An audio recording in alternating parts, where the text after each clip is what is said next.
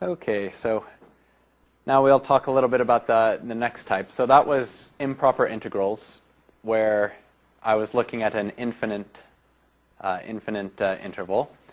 The other possibility is that the integrand f of x is unbounded at either a or b. So a or b are the endpoints of the interval where I want to integrate.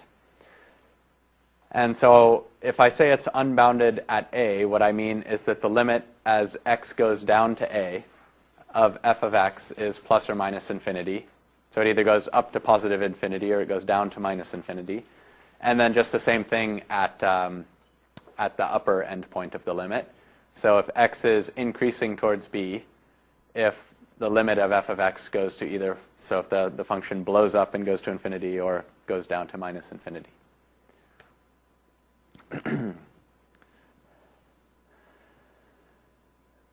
And so we're going to define this in exactly the same way. So instead of having an infinite value in the limit, we're just going to define this to be the limit as, so for the lower endpoint, as t goes down to a, the integral from t to b of f of x, or the integral goes up to b of the integral from a to t of f of x. If those limits, again, exist and they're finite, then we're going to say that, oops, didn't want that bit yet, that this integral exists, and the value of this integral is equal to the value of this limit or this limit. And so this third point is if you're truly unlucky and it's unbounded at both endpoints, what you need to do is just choose a point somewhere in the middle and go both ways. So what you'd be doing is splitting the interval up into two intervals and then integrating over each one of those separately.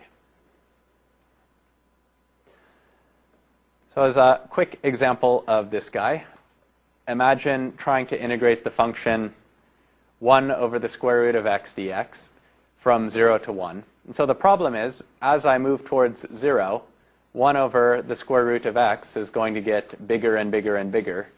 And in the limit, it's going to be infinite. But I'm going to try and replace the 0 in the lower endpoint with t. So t in this case has to be some number greater than 0. So I'll integrate from t to 1. And then it'll be easier to integrate. I can use my anti-power rule if I just write it 1 over the square root of x as x to the minus 1/2 power. And so I'll go ahead and do this integral. And then I'll take the limit of that as x goes down to 0.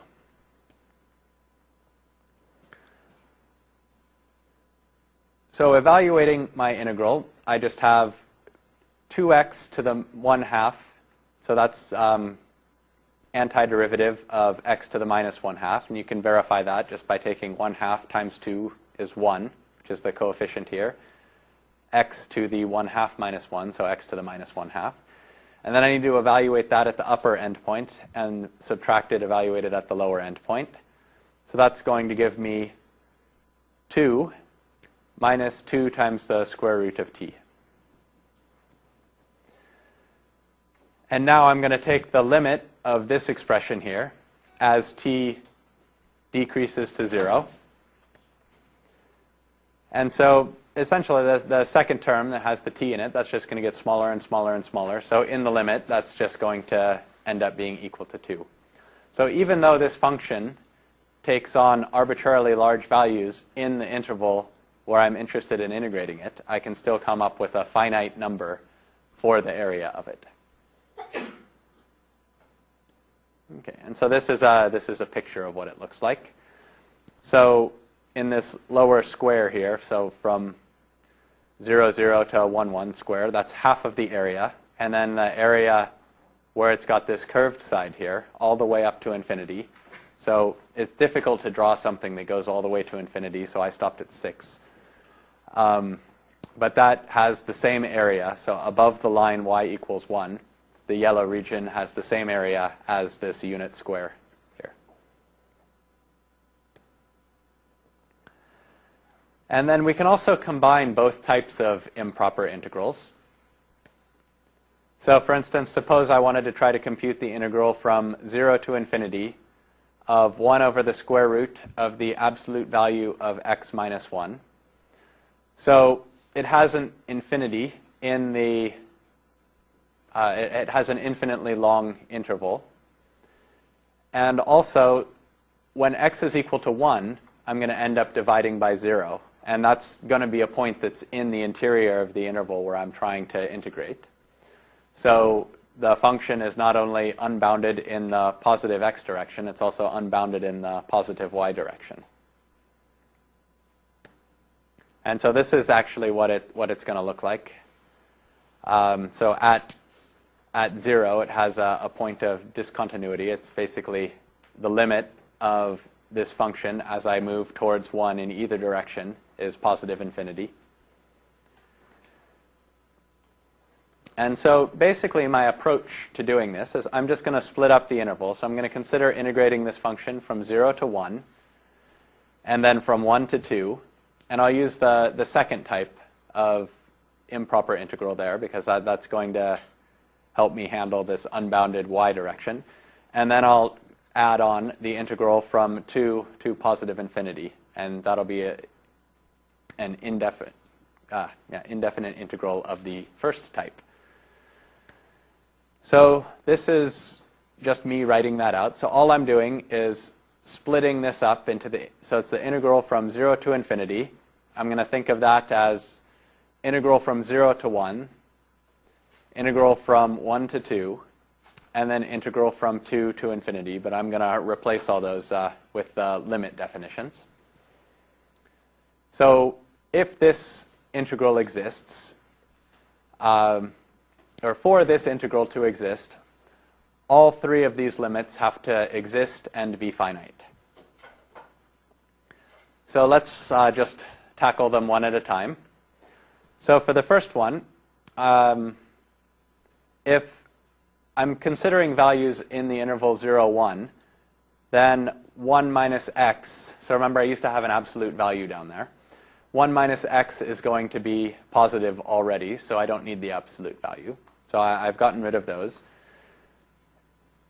And now this is just going to be 1 minus x to the negative 1/2 power. And when I find the antiderivative of that, I have to remember to use the chain rule because I have a negative x inside my function here. I end up finding out that that's equal to 2. So hopefully that's what we would expect because that's what we just did. So if you notice, this shape here is just exactly the same one we had last time turned around. Then I'm going to look at the next bit. So it's actually symmetric about 1. So it's not surprising that I end up getting the same value. But to be more rigorous about it, we can go through the steps again. So this time, if x is greater than 1, then x minus 1... did I write this backwards the second time? So x minus 1 is going to be the way to get a positive number. So if x is greater than 1, so for instance, if it's 2, 2 minus 1 is greater than 0. So I just flip the order around of these guys, and that lets me get rid of the absolute value. And then I just take that antiderivative. So this time, I don't get the minus sign, because here I had a negative x underneath my square root. Here, I have a positive x underneath my square root, so it's going to be positive. And then I just end up, once I evaluate my limit at 2 and t, I get 2 minus 2 times the square root of t minus 1. And I'm taking the limit as t goes to 1. So when t goes to 1, t minus 1 is going to 0. So this second term is getting arbitrarily small. So in the limit, I can just say that's going to be 0. And I just end up with this 2 again. So far, so good. But now when I try and integrate my third integral, I have the same integrand as the second one. So the first step is pretty easy. And now I'm going to evaluate it at the upper endpoint and subtract this evaluated at the lower endpoint. And that gives me this expression here. But now I have a t I'm no longer dividing by t. You know, the power of the term containing the t, so t minus 1 is to a power greater than 0. And so this is going to get bigger as t gets bigger, and in an unbounded way. So if t is going to infinity, then the square root of t is also going to infinity. And so when I take the limit of this expression, as t goes to infinity, I get infinity. And so the conclusion I'm going to make from this is that the integral from 0 to infinity of dx over the square root of the absolute value of x minus 1 does not exist, because when I split it up into these pieces, one of them was not finite. And so that in particular, that means that if I took the limit of this as the upper endpoint goes to infinity, that's not going to be finite either. And our definition for an indefinite integral existing required that the value has to be finite. So if this is not finite, this integral, this indefinite integral, does not exist.